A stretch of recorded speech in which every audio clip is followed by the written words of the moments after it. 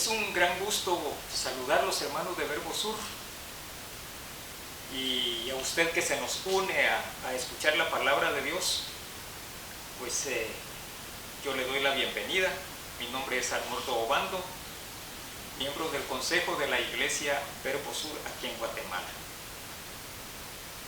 Para mí es un privilegio estar nuevamente para compartir este tiempo y pues quiero que juntos, ahí donde usted está, pidamos a Dios que esta palabra dé el fruto que Dios está esperando. Padre Dios, nosotros agradecemos el privilegio de tener al alcance de una manera cercana tu palabra. Gracias por ser nuestro Padre y gracias por estar interesado en edificar nuestras vidas para que nosotros demos fruto abundante para la gloria de tu nombre. Pido que tu Espíritu Santo me dirija en esta enseñanza y que el corazón de todo aquel que escuche pueda esta semilla dar fruto que dé resultados buenos en su vida para la gloria de tu nombre. Amén. Muy bien, hace unos días tuve la bendición de participar de una boda y pues al poner una atención a ese evento, ¿verdad?, que es tan especial, pues observaba yo como el varón que se iba a casar pues nos representaba muy bien porque iba muy elegante, pero al ver los detalles de la novia, es en realidad impresiona, porque a la novia la preparan de una manera muy particular para su boda. Es más, yo creo que nosotros como hombres, para los que ya nos hemos casado, bueno, si nos vestimos bien, buscamos estar elegantes, pero lo hacemos solos, ¿sí? Si mucho pedimos ayuda ahí para que nos digan, mire, la corbata va bien, o unos detallitos. Pero la novia, cuando uno la ve, dice, no, definitivamente ella necesitó ayuda para quedar de esa manera tan elegante. Y que bueno, que el maquillista, y bueno, de todo les hacen, pero la realidad es que quedan elegantes para presentarse así e impresionar al novio. Entonces yo leía esta escritura que está en 2 Corintios 11:1. Y acá Pablo dice, ¿verdad? Porque os celo con celo de Dios, pues os he desposado con un solo esposo, para presentaros como una virgen pura a Cristo. Entonces yo me ponía a pensar, ese debe ser el corazón de un líder, ¿sí? Buscar que la iglesia sea adornada con esos adornos espirituales que debe de tener, para que le permitan caminar en santidad y de una forma que agrade a su Dios, que sea una novia elegante, ¿sí? Entonces, pues esto yo creo que me motivó a buscar esta enseñanza, poner un adorno más en nuestra vida espiritual para que nos sirva en el diario vivir. Cuando leo el libro de Nehemías, puedo encontrar y podemos encontrar, yo le animo a usted a que lea ese libro así detenidamente y se va a dar cuenta que usted va a encontrar una riqueza impresionante al leer el desarrollo de la vida, de la participación en el reino de Dios de este hombre Nehemías. Y pues fue a través de leer precisamente todos los eventos que él tuvo que vivir en el cumplimiento de aquel propósito al cual Dios le había llevado a Jerusalén. Y hubo un detalle que me llamó la atención. Pero antes yo quiero decirle, Nehemías era un hombre yo digo de misericordia, ¿verdad? Porque cuando lo visita su hermano y algunos varones de Judá, él hizo una pregunta, ¿sí? ¿Cómo están? Él estaba interesado por saber cómo estaban los de su pueblo, los que habían escapado y quedado ahí de la cautividad. Y entonces Anán y las personas que le acompañaban le cuentan cuál era el estado de Jerusalén. Y lo impresionó tanto a Nehemías que dice que él lloró. Y entonces él se tomó el tiempo para orar, ayunar y buscar de Dios. Y al final me gusta mucho cuando él ora y dice en Nehemías 1:11: te ruego, oh Jehová, esté ahora atento tu oído a la oración de tu siervo y a la oración de tus siervos, quienes desean reverenciar tu nombre. Reverenciar tu nombre. Concede ahora pues buen éxito a tu siervo y dale gracia delante de aquel varón.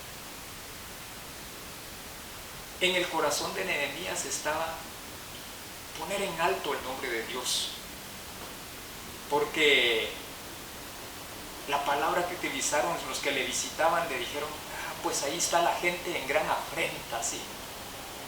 Pasando vergüenza, están mal. Y entonces Nehemías oró de esa manera. Póngase a pensar acá en este hombre, no es dame la oportunidad de crearme un buen nombre, es mi oportunidad de que vean que sí me las puedo. No fue esa su línea. Yo quiero reverenciar tu nombre. Ese era el corazón de Nehemías. Y cuando llegó a Jerusalén, en el capítulo 2 dice, versículos 11 al 12: llegué pues a Jerusalén y después de estar ahí 3 días me levanté de noche, yo y unos pocos varones conmigo, y no declaré a hombre alguno lo que Dios había puesto en mi corazón que hiciese en Jerusalén. O sea, él se había movido hacia Jerusalén con un propósito muy claro, ¿sí? Lo que Dios había puesto en mi corazón, eso es lo que yo quiero ir a hacer. Y ya Nehemías había partido, estaba en el lugar donde tenía que trabajar para cumplir el propósito para el cual Dios le había llevado de nuevo a Jerusalén. Usted conoce la historia. Comienza el desarrollo de levantar los muros y ellos tuvieron que enfrentarse a diferentes obstáculos, ¿sí? Entre ellos la burla, porque cuando los comenzaron a ver trabajar, sus enemigos, allí menciona a un personaje, Sanbalat, Tobías, y hay un personaje árabe, pero estas personas lo que hicieron fue burlarse de ellos. Estos que van a levantarse, y cuando levanten ellos el muro, una zorra va a botar el muro, ¿sí? Se comenzaron a burlar de ellos, pero como seguían trabajando, después vinieron las amenazas ya por la fuerza, ¿sí? Y esto lo llevó a todos los que trabajaban a orar y a tomar medidas de prudencia ante esa amenaza, porque era una amenaza real. Momento de terminar, lucharon con el desaliento, los líderes tuvieron que animar, alentar a los que trabajaban para esa obra. Pero en fin, hubo muchos tropiezos que ellos tuvieron que vencer. Cuando estos enemigos oyeron que la obra ya iba adelante, iba muy avanzada, y dice en Nehemías 6:1: cuando oyeron Sanbalat y Tobías y Gesem el árabe y los demás de nuestros enemigos que yo había edificado el muro y que no quedaba en él portillo, Sanbalat y Gesem enviaron a decirme, escucha esto porque me interesa mucho, para ver el compromiso que Nehemías tenía. Sanbalat y Gesem enviaron a decirme: ven y reunámonos en alguna de las aldeas en el campo de Ono. Mas ellos habían pensado hacerme mal, y les envié mensajeros diciendo: yo hago una gran obra y no puedo ir, porque cesaría la obra dejándola yo para ir a vosotros. Él estaba comprometido con lo que Dios le había enviado a hacer, ¿sí? Nehemías aquí muestra: no estoy dispuesto a distraerme, a participar de eventos que van a hacer que cese la obra que yo fui llamado a hacer. En este tiempo es muy importante tomar en cuenta esas palabras. Usted, como miembro, como parte del pueblo que Dios ha ganado para su gloria y honra, usted debe de tener bien claro, usted y yo debemos de tener bien claro que Dios nos hizo un llamado y que Dios nos dio dones y que Dios nos dio de su espíritu y nos capacitó con poder para hacer una obra. Nosotros debemos de pensar de esta manera: yo participo en una gran obra porque soy un llamado de Dios para participar en sus negocios, y no voy a aceptar distracciones, ni por amigos ni por enemigos. No voy a aceptar distracciones. Tengo un llamado a participar en una gran obra. Debemos tener claridad de la visión. Tenemos que tener claridad de esa grandeza de la obra en la cual participamos, de la importancia. Tal vez tú que estás ahí podrías decir: bueno, pero yo participo y mencionas tú en que participas, y puede ser que te parezca a ti insignificante. Pero ese llamado lo tiene aquel y aquel y aquel, ¿sí? Lo que tú haces, lo que tú consideras insignificante. Y la contribución de todos, ya como pueblo de Dios, comienza a ser una gran obra. Así que este pronunciamiento de Nehemías nos sirva a nosotros para tener el aprecio por esa gran obra en la que nosotros participamos. Cuando estuve leyendo acerca de todo ese relato de todos los eventos que ellos vencían, que yo rápidamente les dije acá, ¿verdad? Burla y amenazas y todo, pero al leer todo el desarrollo yo dije: bueno, este líder venció por la fe que tenía en Dios y la claridad de visión. Pero hubo un elemento que me pareció sumamente importante, y yo me he dado cuenta en este tiempo que muchos necesitamos de esta virtud de la que hoy yo le quiero hablar. Y esa virtud es el discernimiento. Por favor, esa palabra que le quede grabada acá en su mente. Necesitamos como cristianos tener discernimiento. Yo espero en Dios que después de lo que yo le hable acerca de esta palabra, usted anhele tener esa virtud, tener ese don. Porque no solo va a ser de gran bendición para su vida, sino para muchos que le rodeen, y para la gloria de Dios principalmente. El discernimiento es la capacidad que debe de tener un cristiano para saber distinguir entre el bien y el mal. Es la capacidad que debe tener todo cristiano para pensar acerca de una decisión cuando usted va desarrollando cualquier proyecto y resulta que tiene 2 opciones, 3, 4, ¿cuál tomo? ¿Sí? Es la capacidad que debe tener el cristiano para elegir y pensar bíblicamente, para que nuestros pensamientos sean conforme a los pensamientos de Dios y no apoyados únicamente en nuestra propia prudencia, ¿sí? El discernimiento es sumamente importante, pero muchas veces, como nosotros quizá no conocemos acerca de lo que es el discernimiento, muchas veces no lo pedimos. Póngase a pensar usted, quizá en este tiempo que estamos viviendo, ¿verdad? Nos ha llevado a tomar decisiones, o estamos por tomar todavía decisiones importantísimas en nuestra vida. ¿Y cómo vamos a hacer iglesia de ahora en adelante? ¿Y cómo hacemos para cuidar a toda la gente que llegaba a la iglesia? Para seguirles edificando, para continuar nuestros programas de edificación. Cuando tenemos opciones, entonces discernir cuál es la mejor, cuál es la que está en el corazón de Dios que hagamos. Entonces ahí comenzamos a entender la importancia que tiene el discernimiento espiritual. Y ahora le agregué esa palabra, ¿sí? Discernimiento espiritual, y lo vamos a entender adelante. Pero en fin,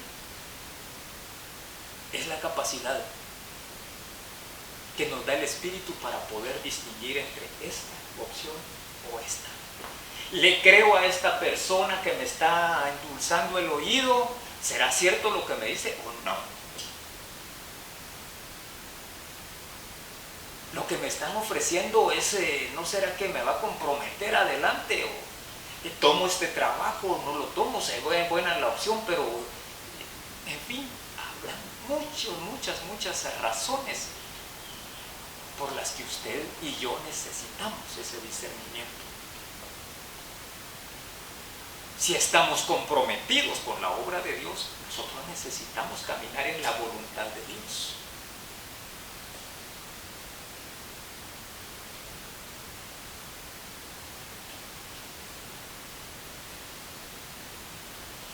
Estas personas que amenazaron a Nehemías probaron 4 veces mandándole, no, reunámonos. Y él respondió lo mismo, no puedo yo abandonar la obra que Dios me dio que hiciera por causa de ir a una reunión con ustedes. Imagínense ustedes, 4 veces ellos se enviaron diciendo lo mismo, y 4 veces él respondió lo mismo. Pero después de esto, hay un evento sumamente particular. Nehemías viene a visitar a Semaías, profeta. Y en este encuentro fue donde, allí realmente fue donde yo dije, qué importante que un cristiano, que un hijo de Dios, que alguien involucrado en la obra de Dios tenga esa virtud de discernir. Porque cuando Nehemías se encuentra con Semaías, escuche usted lo que sucede. Eso está en el Nehemías capítulo 6, versículo 10 en adelante. Se da el encuentro y entonces Semaías le dice a Nehemías de esta forma: reunámonos en la casa de Dios, dentro del templo, y cerremos las puertas del templo porque vienen para matarte. Mire lo que estaba profetizando este hombre. Vienen para matarte. Sí, esta noche vendrán a matarte. Imagínese usted que usted reciba así y que alguien le esté profetizando de esta manera. Y entonces acá está la actuación, la forma en que afrontó esa situación Nehemías. Y dice así: entonces dije, un hombre como yo ha de huir.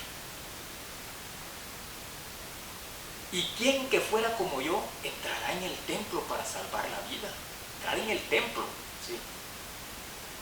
Y él decide y dice, y le dice así a Semaías: no entraré, no entraré. Y entonces viene y dice así Nehemías: y entendí, mire lo importante de esto, y entendí que Dios no lo había enviado. Mire lo que el discernimiento que tuvo este hombre. Le dijo, no entraré al templo, no me voy a refugiar ahí. Porque había entendido que Dios no había enviado a Semaías a profetizarle, sino que hablaba aquella profecía contra mí, porque Tobías y Sanballat, sus enemigos, lo habían sobornado. Imagínese usted, uno de los del mismo pueblo, el profeta estaba profetizando porque lo habían sobornado. ¿Cómo, digamos, nosotros, fácilmente cualquiera hubiera dicho, wow, me lo está diciendo el profeta, sí, y ni modo, yo tengo que, no me quiero morir, yo no quiero que me maten. Además tengo que todavía terminar la obra.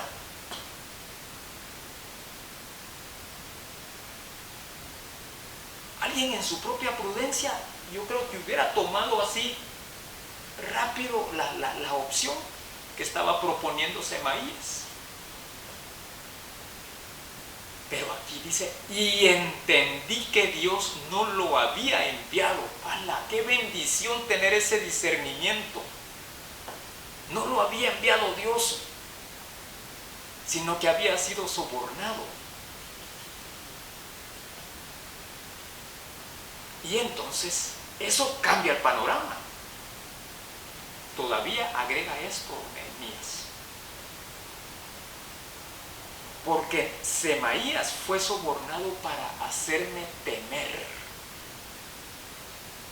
y que yo pecase y le sirviera de mal nombre con que fuera yo infamado.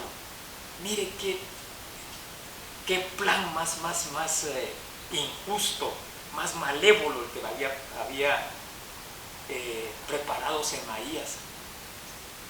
Infundirle temor a este líder que había hecho todo eso por causa de los habitantes de Jerusalén. Te infundió temor, pero mire, acá está el punto, ¿verdad? Temor, y yo creo que cualquiera, si le dicen te van a matar, y mira, ya es un hecho, esto si no te proteges te van a matar, pues entra temor. Y puede usted tomar cualquier opción, pero acá dice, lo que querían era desacreditarme. Este profeta quería que mi nombre fuera tachado. ¿Cómo cuesta, hermanos, crear una buena reputación? Es cuestión de trabajo constante, con buenos principios, actuaciones correctas, para crear una buena reputación. Pero mire, dañar esa reputación es cuestión de un momento. Y esto era lo que querían hacer con Nehemías. Dañar su nombre a través de un evento. No habían encontrado manera de hacerlo caer porque era un hombre de fe. Era un hombre que había aprendido tener un nivel de compromiso en lo que participaba. Ahora, nosotros el día de hoy estamos comprometidos con la obra que Dios puso en nuestras manos.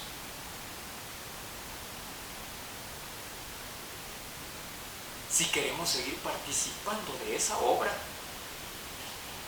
pues uno de los asuntos es tener determinación, porque creo que es uno de las actitudes de Nehemías. Determinación en el propósito de Dios para su vida. Él lo quería cumplir. Quería salir de este reto como un siervo aprobado.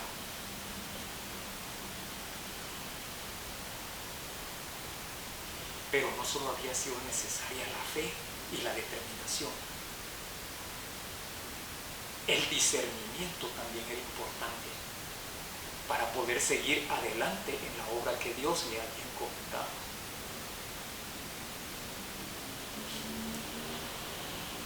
Quiero utilizar algunas bases bíblicas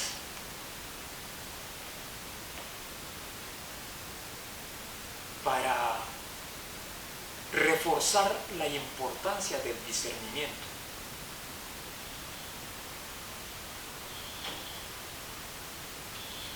Porque el discernimiento va a ser algo que usted va a necesitar siempre.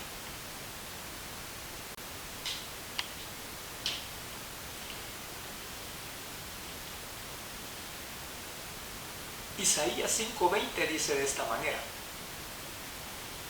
hay de los que a lo malo dicen bueno, y a lo bueno le dicen malo, que hacen de la luz tinieblas y de las tinieblas luz, que ponen lo amargo por dulce y lo dulce por amargo.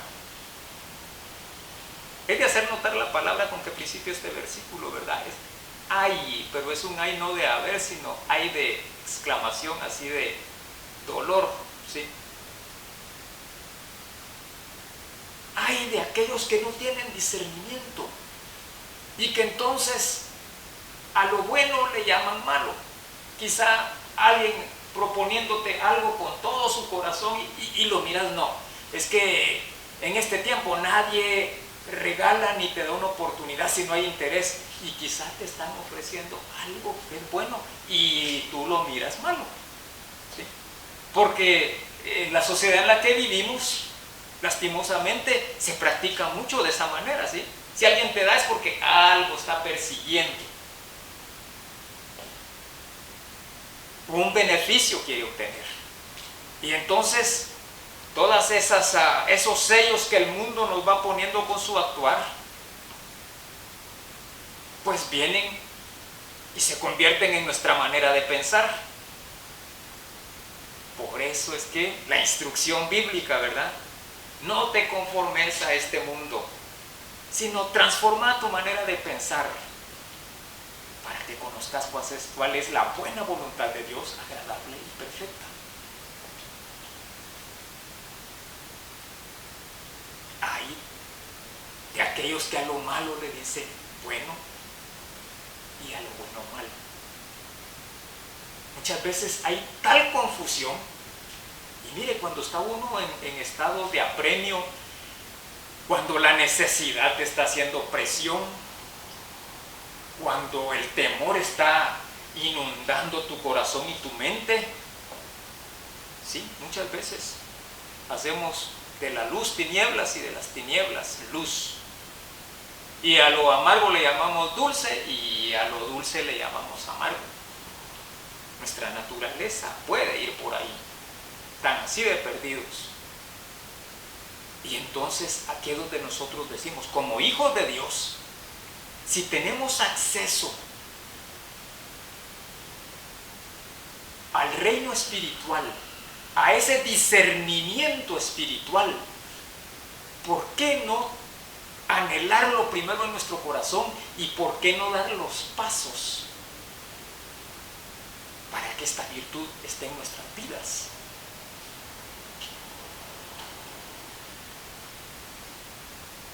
De hecho, al liderazgo de la iglesia se le pide, porque mira, a veces esta enseñanza no muy seguido la encontramos, ¿sí?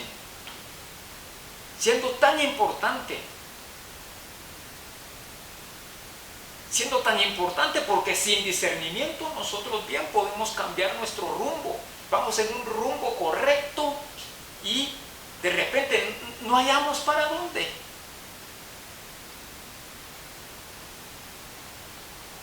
Y si solo nos apoyamos en nuestra prudencia, nos podemos equivocar. Debemos de buscar que nuestros pensamientos estén alineados con la voluntad de Dios, con esos pensamientos tan altos de Dios. ¿A través de qué? Del discernimiento. En Ezequiel 44:23 dice de esta manera: y enseñarán a mi pueblo a hacer diferencia entre lo santo y lo profano, y les enseñarán a discernir entre lo limpio y lo no limpio. Hay una instrucción muy clara acá en Ezequiel. Los cristianos debemos de aprender a discernir porque en nuestra vida nos va a ser útil para no salirnos del camino correcto. Hay una escritura que dice así, ¿verdad? Bueno, examínate para ver si todavía andas en Cristo Jesús, si tu fe está puesta en Cristo. Examínate, pruébate a ti mismo.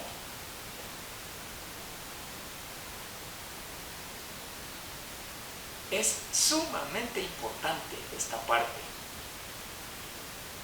En Hebreos 5:14.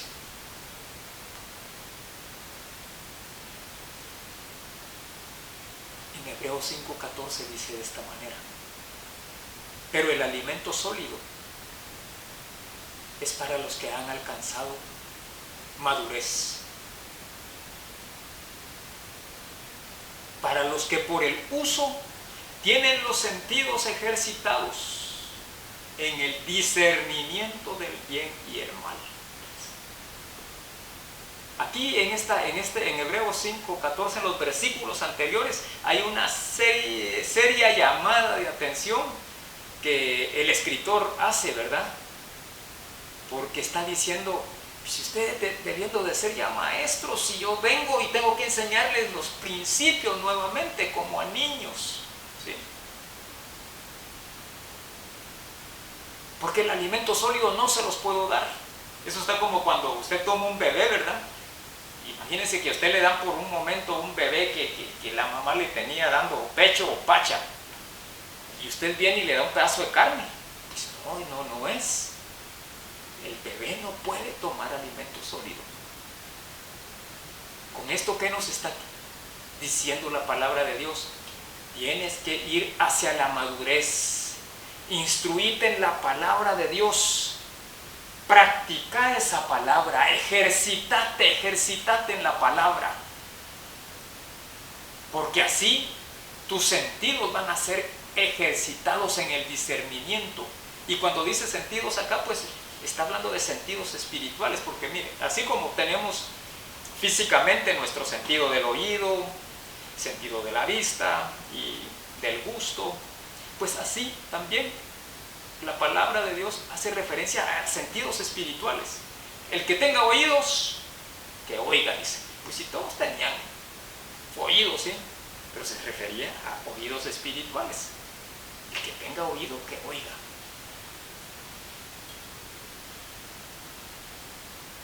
Ojos espirituales. ¿Recuerda usted aquel pasaje donde Eliseo ora a Dios y le dice: Señor, ábrele los ojos. Ábrele los ojos para que él pueda ver que nuestro ejército es mayor, carros de fuego, y hay un ejército grande. Ojos espirituales. En los salmos, ¿verdad? Tu palabra me sabe a miel, ¿sí? Espiritualmente me deleito al conocer tus verdades, oh Dios. Tenemos que ejercitar nuestros sentidos espirituales, pero el alimento sólido es para los que han alcanzado madurez, para los que por el uso tienen los sentidos ejercitados en el discernimiento del bien y el mal. Entonces, usted que ya ahora ha captado el mensaje y dice, pues sí, definitivamente yo anhelo tener discernimiento. Pues aquí está una buena instrucción. Tienes que meterte de una manera así intencional y profunda a conocer las verdades de Dios, a que Dios cuando leas la Biblia, cuando leas las Escrituras, Dios se te revele en su grandeza, en su majestad, en su justicia, en su amor, en su misericordia. Y que entonces cada vez estemos mis pensamientos más acorde a los pensamientos de mi Padre, ¿sí?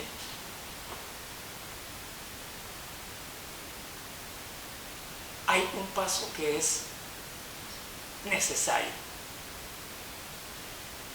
para iniciar este camino hacia cultivar el discernimiento espiritual. Primera de Corintios 2:14 dice de esta manera: Pero el hombre natural no percibe las cosas que son del Espíritu de Dios. El hombre natural, el hombre que no ha tomado en cuenta a Dios en su vida y que camina sin Dios, camina en su propia prudencia, camina apoyándose en su fuerza de voluntad, el hombre natural no percibe las cosas que son del Espíritu de Dios. Mire qué gran pérdida. Porque para él son locura y no las puede entender porque se han de discernir espiritualmente. Entonces, si tú hoy me estás escuchando y tú no has tomado en cuenta a Dios en tu vida, y ahora a través de esta plática, de esta enseñanza, tú entiendes y comprendes la importancia y la bendición que sería tener discernimiento espiritual. Yo a ti hoy te hablo y te digo, lo puedes tener. Puedes tener acceso a esto que es sobrenatural. Se ha de discernir espiritualmente a través del Espíritu de Dios. Y el Espíritu de Dios viene a tu vida, ¿sí? Cuando recibes a Cristo Jesús, cuando tú reconoces que Cristo Jesús es el Hijo de Dios y que vino a este mundo y murió para pagar tus pecados que tú y yo no podíamos pagar, porque necesitábamos ser justificados delante de Dios, entrar en una buena relación con Dios, pero nuestro pecado era un impedimento. Jesús, a través de entregar su vida y derramar la sangre en la cruz, lava tus pecados. Lo que tienes que tú hacer es reconocer ese sacrificio perfecto, acogerte a ese regalo de gracia de Dios para que tus pecados sean borrados y para que entres en una relación de hijo a padre. Y entonces eres sellado con el Espíritu Santo, y el Espíritu Santo te conduce al discernimiento y a muchas cosas más, porque Él comienza una obra de regeneración en tu vida, capacitándote para llevar adelante e ir haciendo una vida agradable a Dios. Si ese es tu caso, yo ahí donde estás, quiero pedirte que inclines tu rostro. Y a ti que ya eres cristiano, inclina tu rostro también. Vamos a orar a Dios. Primero, pidiendo por aquellos que aún no han reconocido a Jesucristo como su Señor y Salvador. Padre Dios, yo sé que no es casualidad, Señor, que hoy alguien me esté hablando de que debo de arrepentirme de caminar en mi propia prudencia y en mi propia fuerza. Hoy comprendo que tú querías un encuentro conmigo por amor. Este día yo te pido en el nombre de Jesús, arrepintiéndome, Señor, de todos mis pecados, yo te pido que me perdones. Acepto el sacrificio de Jesucristo como suficiente para el perdón de mis pecados. Yo te ruego que al haberme perdonado, me selles con tu Espíritu para capacitarme con poder para iniciar ese caminar de salvación que yo tengo que emprender, glorificando tu nombre. Amén. Mis hermanos, vamos hacia adelante creyendo en nuestro Padre que es bueno y anhelando cada vez tomar más de su mesa para nuestra edificación. Que Dios los bendiga, que Dios los proteja y siempre les dé un corazón lleno de gozo.